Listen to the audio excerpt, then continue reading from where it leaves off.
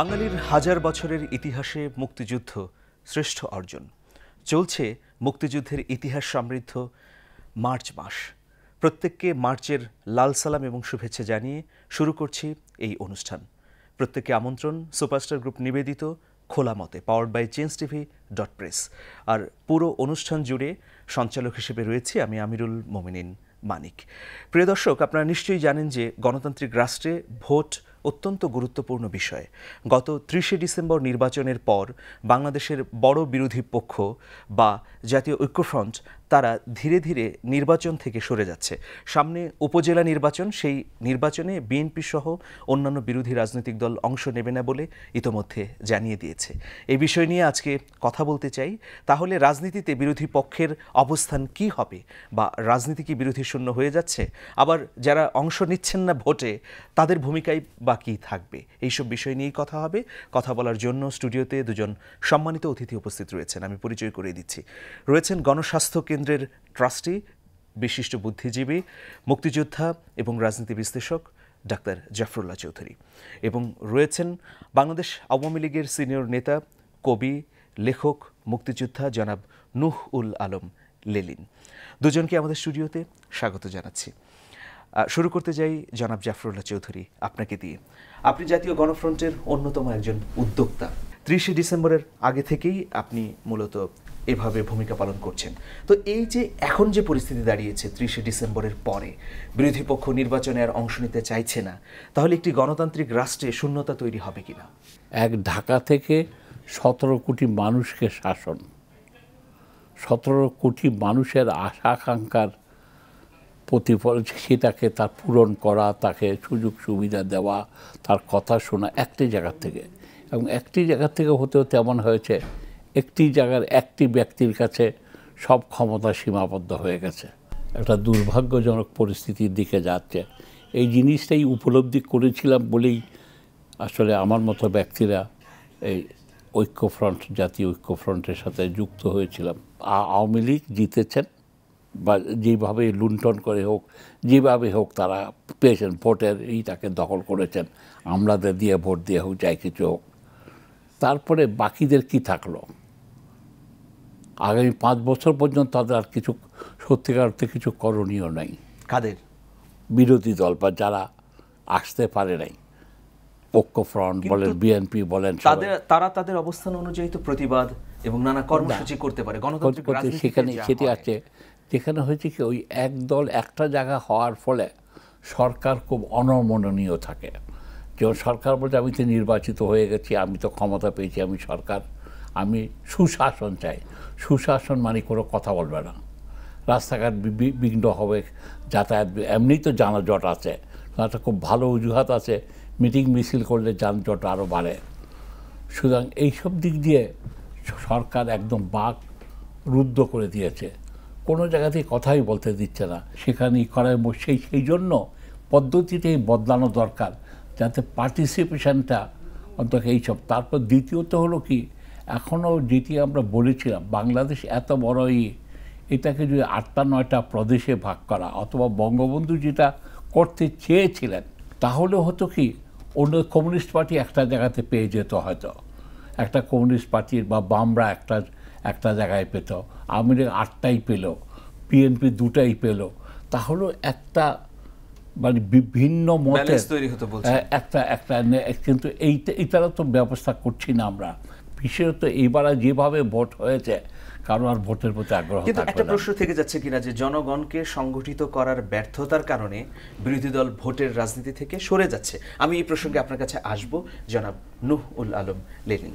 আপনার কাছে জানতে চাচ্ছি যে এখন ভোটের মাঠ যদি দেখি, সবখানেই আওয়ামী লীগ এবং বিদ্রোহী প্রার্থীর অবস্থান।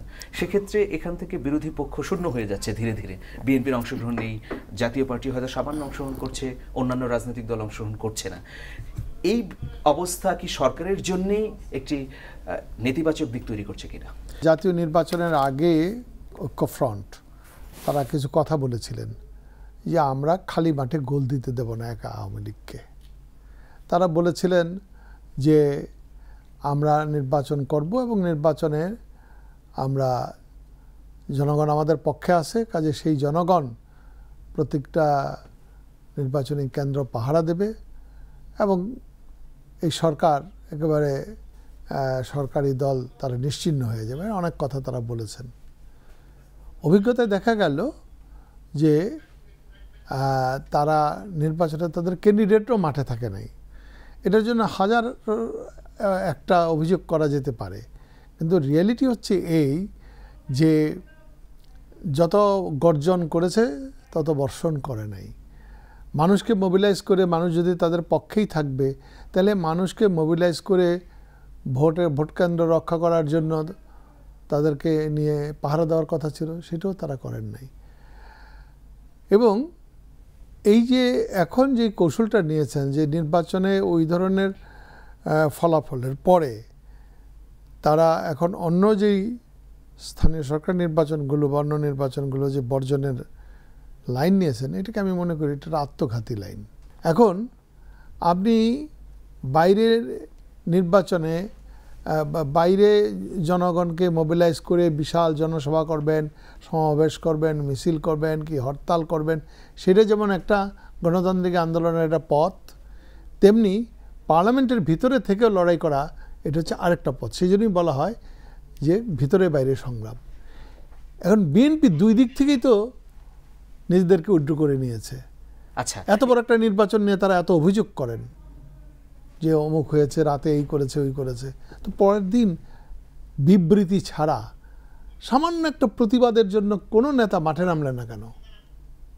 কিন্তু এটা আওয়ামী লীগের জন্য ক্ষতির একটি কারণ কিনা, যে আওয়ামী লীগের নেতৃত্বে একটি সরকার যখন আছে তখন দেশের সবচেয়ে বড় বিরোধী দেখেন, আওয়ামী লীগের জন্য ক্ষতিকর, দেশের জন্য ক্ষতিকর। আমি বলি যে ডেমোক্রেসিতে বিরোধী দল তারাও পার্ট অফ দ্য গভর্নমেন্ট। গভর্নমেন্টের ভুল ভ্রান্তি তারা ধরিয়ে দেবে, তারপরে তারা অল্টারনেটিভ প্রোগ্রাম দেবে। আমি একটা বিল আনলাম, সেই বিলটা যদি সঠিক মনে না হয় তারা একটা পাল্টা বিল আনবে, এবং এইভাবে মানুষকেও মোবিলাইজ হয়, মানুষ এডুকেটেড হয়, এবং জোর জবরদস্তি করে যদি কিছু করতে চায় সেটা মানুষ অন্যভাবে নেগেট প্রতিরোধ করে। আমরা আপনার কথা শুনবো, একটা বিরতি নিচ্ছি। প্রিয় দর্শক, থাকুন আমাদের সঙ্গে, আমরা ফিরছি অল্প সময়ের মধ্যে।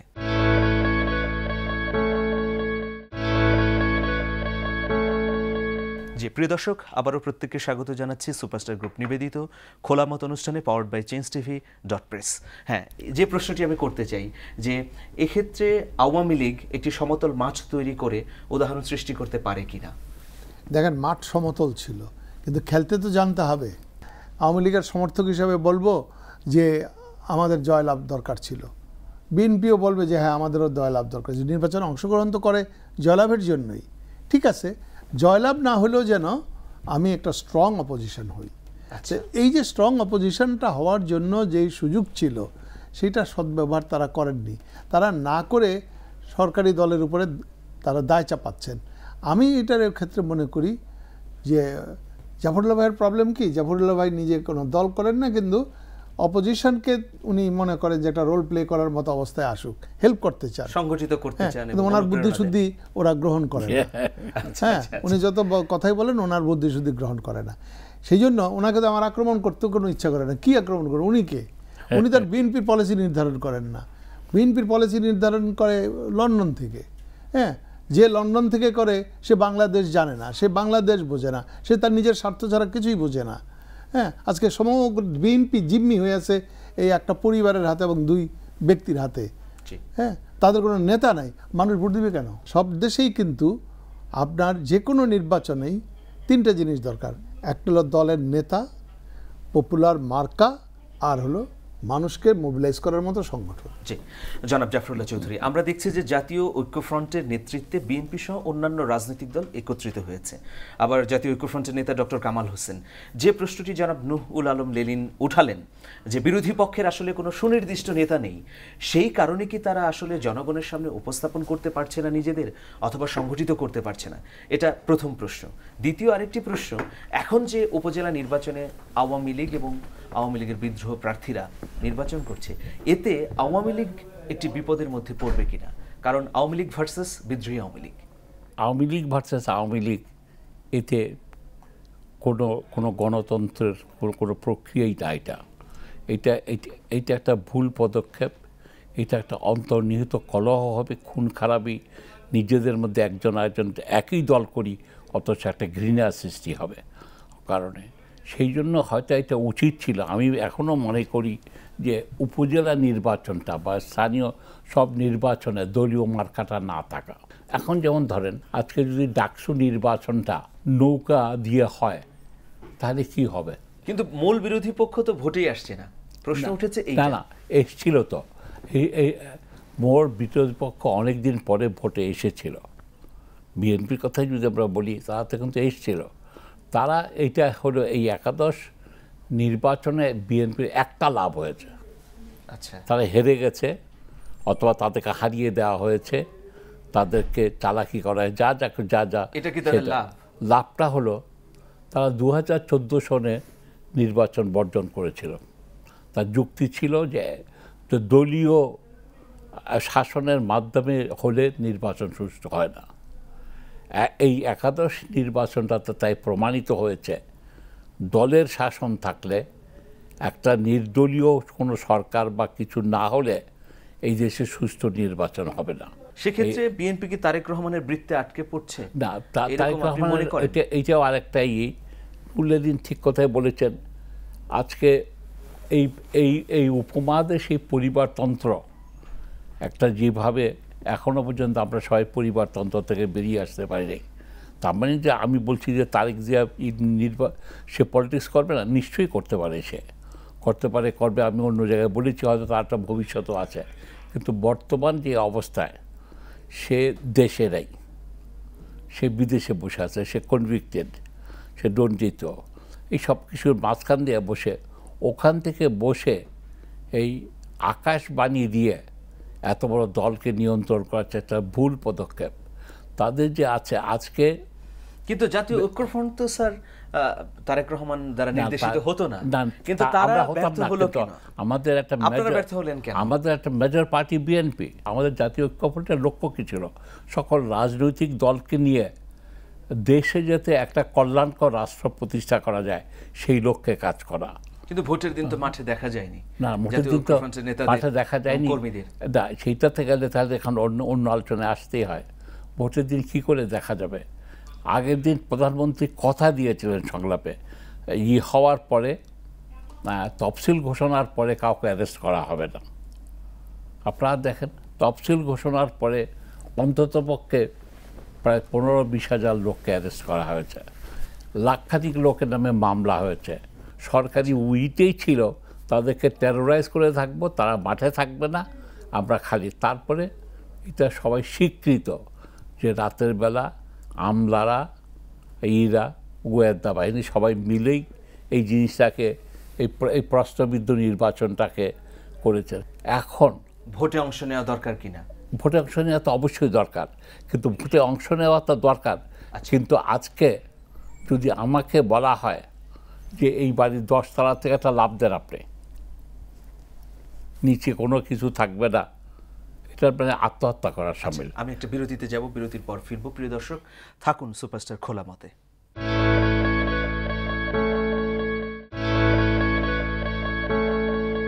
বিরতির এ প্রান্তে আবারও প্রত্যেককে স্বাগত জানাচ্ছি সুপারস্টার গ্রুপ নিবেদিত খোলা মত অনুষ্ঠানে, পাওয়ার বাই changetv.press।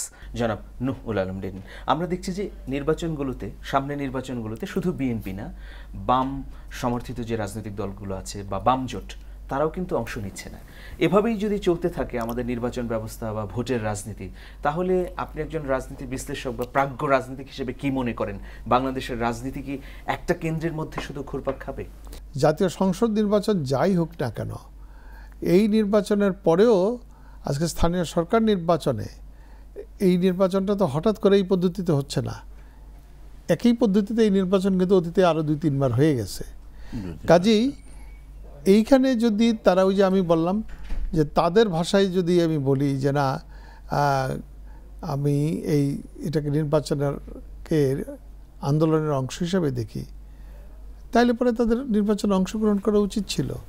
এবং তারা নির্বাচনে অংশগ্রহণ করেও এই কথাগুলো বলতে পারত।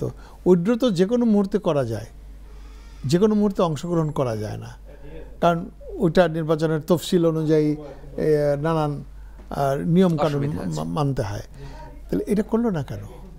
আমি মনে করি যে এইটা হচ্ছে শুনেন, এই যে ডলফিনরা কি করে জানেন, সবচেয়ে নিরীহ প্রাণী।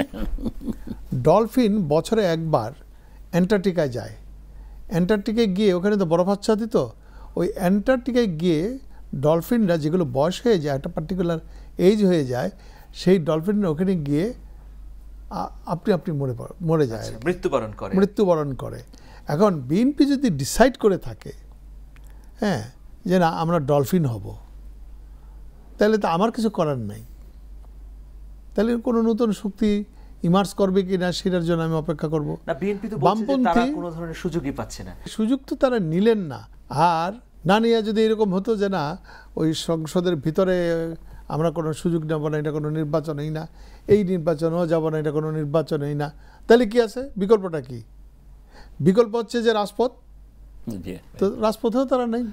বলো যে পুলিশ দ্বারা, পুলিশ কি মানে যেই দল ক্ষমতায় থাকে তাদের পুলিশ কি মেহেন্দি হাতে দিয়ে বসে থাকবে? অপোজিশন হোক আর যেই হোক না কেন, হ্যাঁ, এটা দীর্ঘদিনের প্র্যাকটিস যে ঠিক আছে আপনি কারণ নাই অকারণ নাই আপনি এখন মাঠে নামবেন, হইচই করবেন, তা আমি তো ল অ্যান্ড অর্ডার ফোর্স, তারা তাদের কথা মতো চলবে। কিন্তু যদি রিয়েলি মানুষের সমর্থন থাকে, প্রকৃত অর্থেই মানুষ প্রোঅ্যাক্টিভ হয়, তাহলে পরে আমরা অতীতে দেখি নেই বঙ্গবন্ধু আগরতলা মামলায় জেলখানায়, হ্যাঁ, সব আওয়ামী লীগের নেতারা অ্যারেস্ট হয়ে গেছে। যেতে যেতে যেতে প্রথম সারি, দ্বিতীয় সারি, তৃতীয় সারির নেত্রী আমেনা বেগম হচ্ছে দল চালাচ্ছে, হ্যাঁ। সেই অবস্থাতে 69-এর গণ অভ্যুত্থান, এবং 69-এর গণ অভ্যুত্থান যখন হলো, কেমন আপনার 10 তারিখে ঢাকা বিশ্ববিদ্যালয়ে প্রথম আমার তো নিজের অভিজ্ঞতা, আমি নিজে পার্টিসিপেট করেছি। 10 তারিখে ঢাকা বিশ্ববিদ্যালয় থেকে প্রথম মিছিল লাঠিচার্জ হলো, এবং ওই লাঠিচার্জের প্রতিবাদে 17 তারিখ আবার মিটিং ডাকা হলো, এবং সেই 17 তারিখ থেকে মানুষ বাঁধ ভাঙা জোয়ারের সৃষ্টি হয়ে গেল। 20 তারিখে আসাদের মৃত্যু, আর 24 তারিখে গণ অভ্যুত্থান। কে কারে ঠেকায়? কোনো কিছুই মানুষকে আটকে রাখতে পারে নাই। আচ্ছা, এই প্রসঙ্গে আপনার কাছে জানতে চাই যে আপনারা 30 ডিসেম্বরের আগে কিন্তু সেরকম একটি আভাস দিয়েছিলেন যে 30 ডিসেম্বরে গণ অভ্যুত্থান হবে, মানুষ নেমে আসবে, ভোট কেন্দ্র পাহারা দেবে, কিন্তু কার্যত সেটা দেখা যায় না। এখানে তারা আগের রাত্রেই ঘটনা ঘটিয়ে দিয়েছে, পরের রাত্রিতে আর যা কিছু করণীয় ছিল না। তারপরে এই যে ভোটে আসছে না, এই ইমাম সাহেব বলেছেন সব ইলেকশন এইভাবেই হবে, জাতীয় নির্বাচন যেরকম হয়েছে সেভাবেই সব, যদি জাতীয় নির্বাচন যেভাবে হয়েছে সেভাবেই যদি সব নির্বাচন হয়, তাহলে এই নির্বাচনে অংশগ্রহণের কোনো অর্থ হবে না। এটা সত্যি কথা। তবে এটা না, নুল আলীর সাথে আমি একমত। বড় ব্যর্থতা হলো আমরা মাঠে নামছি না, মাঠে নামতে পারছেন না, অথবা পারছি না। মাঠে তো সরকার দিচ্ছে না, সেটা ঠিক আছে, তারপরও চেষ্টাই করছি না। আমি যেটা বলছি, এদের মন খারাপ হবে সবার চেষ্টায়। ঢাকা শহরে বিএনপির 500 জনের একটা জাতীয় কমিটি আছে, তাকে আমি কোনোদিন 50 জনকেও মাঠে দেখি না। এটা কি এই কারণে যে সবার অর্থবিত্ত হয়ে গেছে? এক্স্যাক্টলি, যেটা হচ্ছে কি ইনাদের সেটেলড হয়ে গেছে, একটা অবস্থায় পৌঁছে গেছে। এখন যত 69-এর কথা যে বললেন, তখন আমরা খালি পায়ে হাঁটতাম, পুরান কাপড় পরতাম, এখন একটা অনাহার দারিদ্র ছিল। এখন বাংলাদেশে এমন একটা অবস্থায় আছে, আমরা অনাহারে মারা যায় না, একদম অন্যান্য কষ্ট আছে, বাতি আছে আজকে এইটা। তো এই জন্য একে আনতে হলে রাজনীতিবিদদের যে দায়িত্বটা আছে, সেই দায়িত্বটা বিরোধী দলের রাজনীতিবিদরা পালন করছেন না। তার একটা বড় বাধা হলো তারেক ওখান থেকে বসে নিয়ন্ত্রণ করা। সে যদি সরে না যায়, তাহলে বিএনপির সত্যি আকাশে কালো মেঘ কী হবে আমি জানি না। বিএনপিকে বলতে চাই ইমার্জেন্সি কাউন্সিল মিটিং করেন, প্রধানমন্ত্রীকে বলতে চাই অনুগ্রহ করে একটা সংলাপ করেন। অসংখ্য ধন্যবাদ, তাহলেই জাতির উদ্দেশ্যে মঙ্গল হবে। ডাক্তার জাফরুল্লাহ চৌধুরী, অসংখ্য ধন্যবাদ জনাব নুহমুল আলম লেলিন। প্রিয় দর্শক, সব শেষে এই কথাটি বলতে চাই যে জনগণই হচ্ছে বড় নিয়ামক এবং জনগণই শক্তি। 69 বলি, 70 বলি, বা আমাদের গৌরবান্বিত 71, সবখানেই জনগণের স্বতঃস্ফূর্ত অংশগ্রহণ। আগামীতেও জনগণ যেখানে থাকবে সেখানেই রাষ্ট্র ক্ষমতা থাকবে, সেখানেই সেই দলই রাষ্ট্র ক্ষমতায় যাবে। সুতরাং সবাই ভালো থাকুন খোলামতের সঙ্গে। নিরন্তর শুভেচ্ছা।